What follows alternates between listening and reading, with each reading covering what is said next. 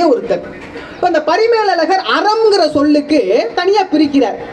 விதித்தன செய்தல், விலகியன ஒழித்தல். பாருங்க, நல்லது பண்ணணும், யாருக்கும் நல்லது பண்ணணும், இல்லாதவங்களுக்கு ஏதாச்சும் கொடுக்கணும், கஷ்டப்படுறவங்களுக்கு உதவி பண்ணணும். இது தர்மமா? அப்போ கெட்டது பண்ணாம இருக்குது அதுவும் தர்மம் தானே. இப்போ பசிக்குதுன்னு ஒருத்தவங்க வராங்கன்னா அவங்களுக்கு நான் சாப்பாடு வாங்கி கொடுக்கறது தர்மம். யாரோ ஒருத்தர் பசிக்குதுங்கிறவங்களுக்கு சாப்பாடு வாங்கி கொடுக்கும் போது அந்த சாப்பாடை நான் புடுங்காம இருக்கிறதும் தர்மம் தானே. இப்போ பரிமேலழகர் பிரிக்கிறார். விதித்தன செய்தல், விலகியன ஒழித்தல்.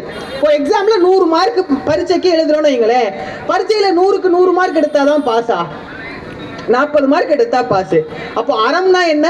விதித்தன செய்தல், விலகியன ஒழித்தல். நீ யாருக்கும் சாப்பாடு கொடுக்கணும்னு அவசியம் கிடையாது, யாருக்கும் தர்மம் பண்ணணும்னு அவசியம் கிடையாது. நீ சும்மா இருந்தாலே போதும், பரீட்சையில பாதிக்கு பாதி மார்க் வந்துடும், நீ பாஸ். இதுதான் பரிமேலழகர் சொல்றது. உண்மையை சொல்லுங்க, நம்ம உண்மையாவே சும்மா இருக்கிறோமா? நம்ம மனசு சும்மா இருக்கா? மௌன விரதம்னு வீட்டில் இருப்போம்.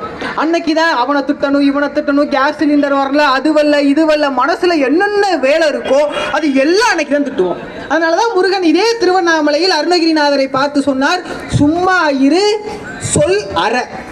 அது என்னங்க சும்மா இரு சொல்லற? சும்மா இருந்தாலும் ஒண்ணுதானே, சொல்லறனாலும் ஒண்ணுதானே. வாயு சும்மா இருக்கும், ஆனா மனசு சும்மா இருக்காது. அதுதான் இந்த விதி. 1 மணி நேரம்